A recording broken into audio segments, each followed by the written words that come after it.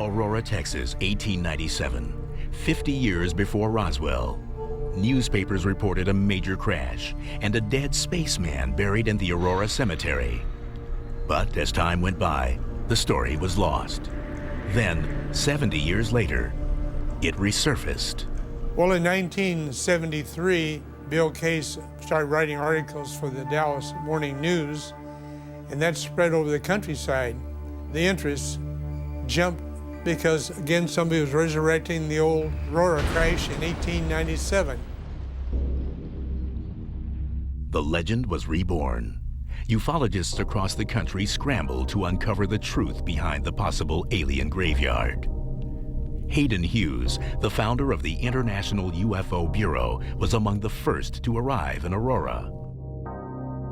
Aurora was the outstanding case to me because of the crash of one of the airships for study, and for the remains of a pilot to be studied or exhumed if he was buried. Aurora was different. There was a body, a supposed alien body. There's very few retrievable corpses or bodies associated with UFOs, but none that can be documented as well as the Aurora case.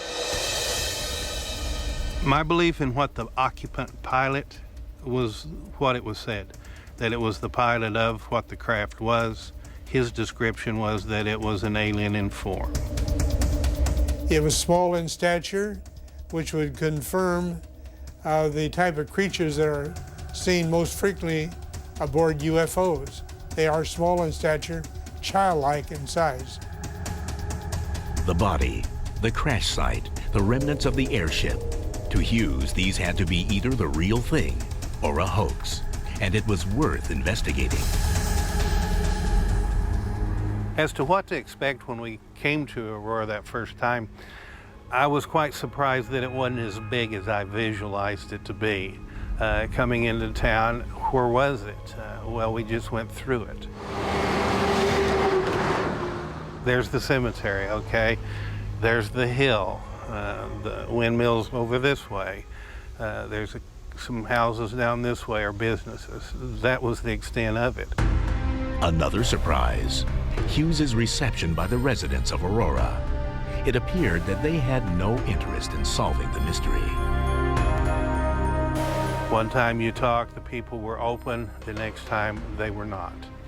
We were allowed in the cemetery on some occasions. On some occasions, we were barred and could not go in the cemetery. So the emotional level of the town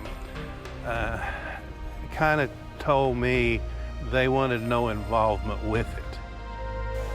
I had gone from extreme excitement and the possibility of what we could get to a frustration in that it was like the town was against us from the beginning. Then Hughes and other UFO researchers in Aurora had a breakthrough, the discovery of first-hand accounts of the crash. The witnesses were less than perfect. Some memories had faded, others were incomplete, and eyewitnesses were now in their 80s. Ufologist Jim Mars was among the first to interview the residents. In 1973, I interviewed 3 people who were alive at the time.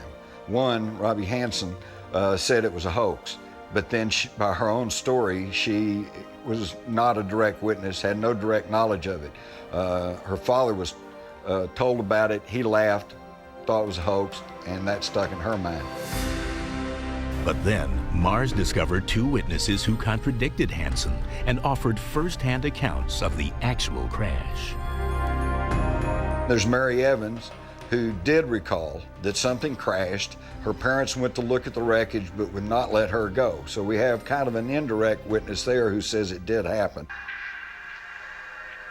And then we've got Charlie Stevens, who as a 10-year-old boy was out doing the chores and actually told me he saw the thing go over and said it was trailing smoke and it seemed to be in trouble. He saw it disappear towards Aurora, heard the explosion, saw smoke going up.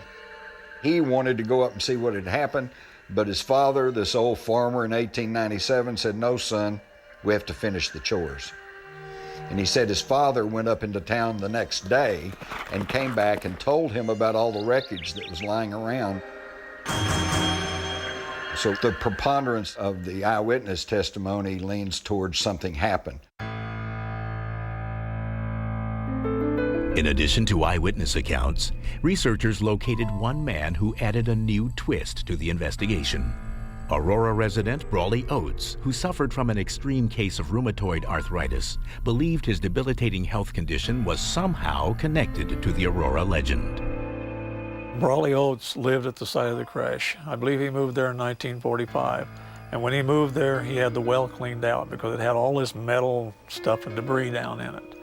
And he needed to use it for water. Oates believes that the water in that well that he and his family drank for about 12 years affected their health drastically. In fact, he developed some of the worst arthritis conditions in his hands and other things that anybody has seen. I don't see how a person could survive or could walk or could function in any way. And basically it was, they would either swell up so big that they would burst. And at times probably bigger than golf balls on your fingers. And he claimed that it was from maybe the water from the well that they used. That's the way he told it. Brawley Oates told me that it was because of radiation from the well where people had thrown pieces of this Aurora spaceship. But in sealing off the well on his property, Oates also sealed crucial evidence to the mystery inside. For researchers, the scientific evidence to support their case was becoming increasingly difficult to find. We can't go on legends. We need scientific proof that you could take any court of law and prove that this event actually took place, as our investigation disclosed. In 1973, investigators set out to the crash site and the graveyard. They hoped to find any evidence that could have survived the 75 years since the crash.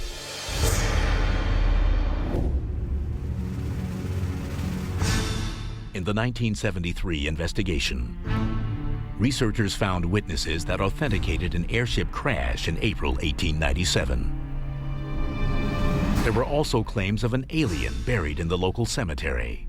But even with personal testimonies, ufologists realized that they needed scientific evidence. They hoped to find debris from the crash on the property formerly owned by Judge J.S. Proctor. What happened to the metal is probably anyone's guess at this point.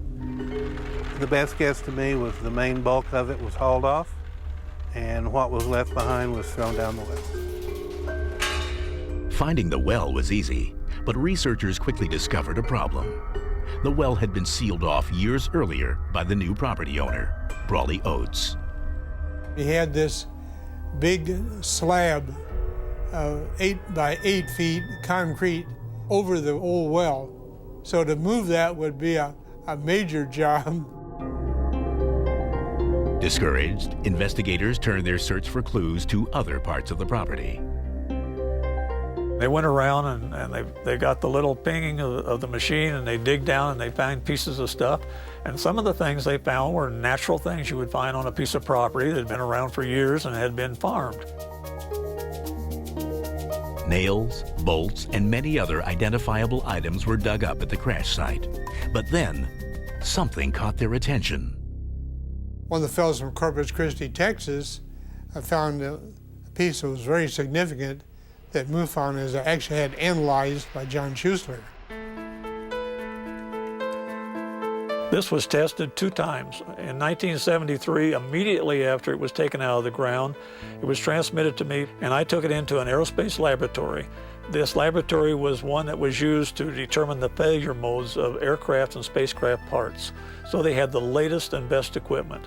They're the ones that did the first analysis and determined the unusual nature of it. The analysis showed it had been there for a long, long time. And then when you cut into the metal, they were 95% pure aluminum and 5% iron. 5% iron in solution in aluminum is a no-no. It doesn't mix that way. It's like less than 1% normally. And when there is iron, there is usually zinc or other materials. There was none of that in this case. Although the major aerospace laboratory that initially tested the sample has asked to remain anonymous for this program, Schuessler verified the results with the Nastis laboratories in Houston, Texas. According to Schuessler, both laboratories reached the same conclusion. Intrigued, he had the laboratories continue their tests on the sample to further determine the object's origin. The stories were that this thing exploded. It blew molten material out of this vast explosion mess, and that material hit things and dried and cooled. Well, the structural analysis of the material showed that it was air-cooled on the ground after it had been molten in the air. So the structure was perfect to fit the story. Has Schuessler uncovered the smoking gun to the Aurora crash? The material found and analyzed in 1973 couldn't have been made at that time on that farm or in the town of Aurora or anywhere around there, but it had to have been made in a very sophisticated laboratory using ultra-pure refining techniques. The 1947 Roswell incident may be the most famous UFO crash story of all time. But was it the first? On April 17, 1897, a mysterious airship was seen in the skies over the small Fort Worth suburb of Aurora, Texas, on a collision course with the home of a local judge. The story of the Aurora crash is fairly simple and straightforward. According to the newspaper accounts at the time, early in the morning of April 17, 1897, a large silver cigar-shaped object came fluttering closer and closer to the earth, struck a tower at Judge Proctor's house, exploded, scattering debris all over the place. 2 days later, April 19, 1897, the Dallas Morning News reported, "About 6 o'clock this morning, the early risers of Aurora were astonished at the sudden appearance of the airship which has been sailing through the country. It was traveling due north and much nearer the earth than ever before.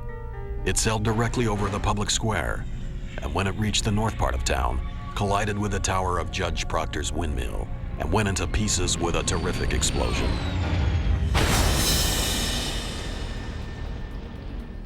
Scattering debris over several acres of ground, wrecking the windmill and water tank, and destroying the judge's flower garden. According to the local legend, many of Aurora's residents raced to Judge J.S. Proctor's farm to help in any way they could. What they found was beyond comprehension. The Dallas Morning News reported that someone or something was in the craft. The pilot of the ship is supposed to have been the only one on board, and while his remains were badly disfigured, enough of the original has been picked up to show that he was not an inhabitant of this world. Mr. T.J. Weems, the United States Army Signal Services officer at this place and an authority on astronomy, gives it as his opinion that the pilot was a native of the planet Mars.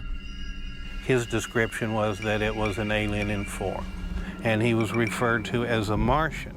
Now, the only reference to Martians at that time were in the drawings of the science fiction writers, so it could have been sparked in part by literature.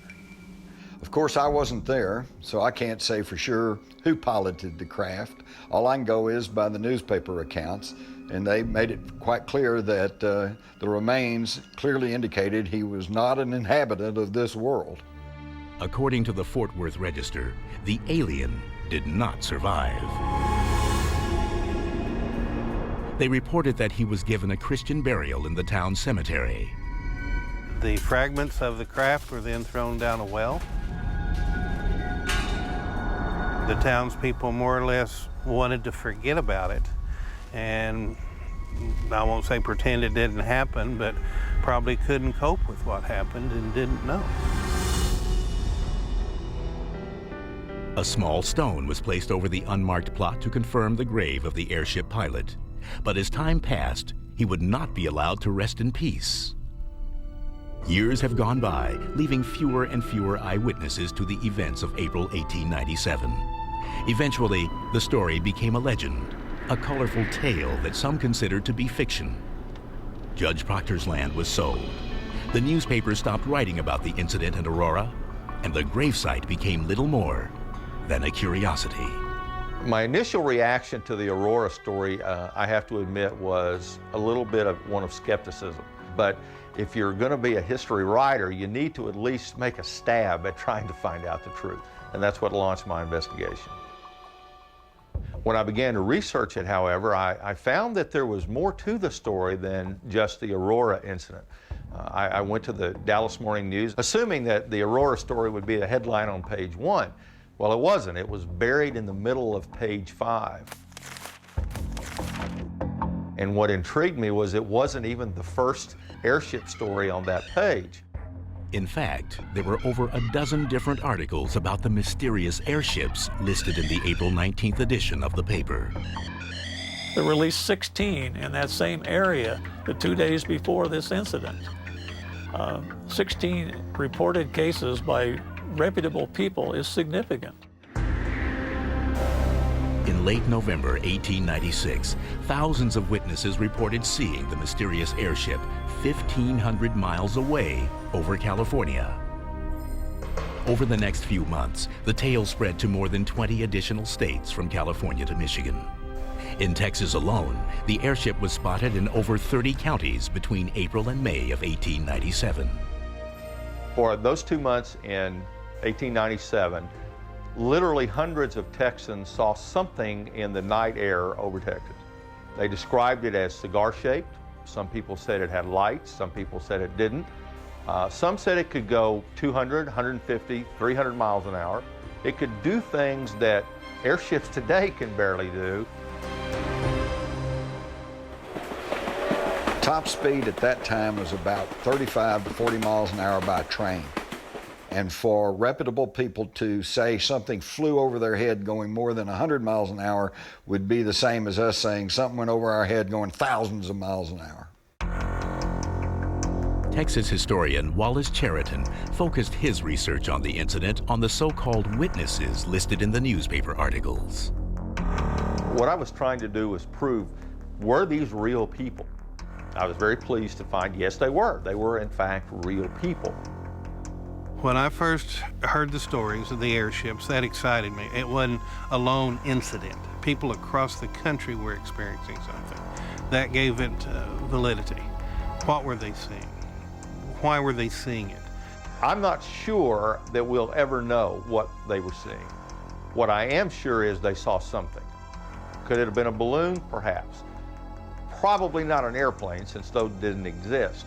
The first recorded man-made heavier-than-air flight was made, of course, by the Wright brothers in December of 1903 at Kitty Hawk. So whatever was flying over Texas in 1897 was not man-made. In fact, while hot air balloons were commonly used in the late 1800s, they were not able to perform complicated maneuvers, such as right-angle turns and rapid altitude changes that had been described by witnesses. Patents had been registered for more advanced airships, but there is no record of any actually flying during that period. We're talking about something that did not exist in 1897, and yet was seen by literally thousands of people. If there's a better example of a UFO, I don't know what it is. Soon after the Aurora crash was reported, the sightings ended. Suddenly, there were questions. Were these sightings real, or were they all part of a gigantic hoax? If you subtract out the known hoaxes, if you forget about them, what you're left with are hundreds of sightings by just common, everyday people that had absolutely no motive other than the fact, I saw something and I want to report it. Over the years, we investigate hundreds, thousands of UFO reports. They're seen, they land, and they fly away. This was something where it was seen, crashed, and left behind an occupant. That's why, to me, Aurora was the best airship case to investigate. And then, it's before Roswell, no one's gone in to cover it up. They didn't know about it. So that, to me, was the ultimate case to get the evidence I needed to prove or disprove what was going on.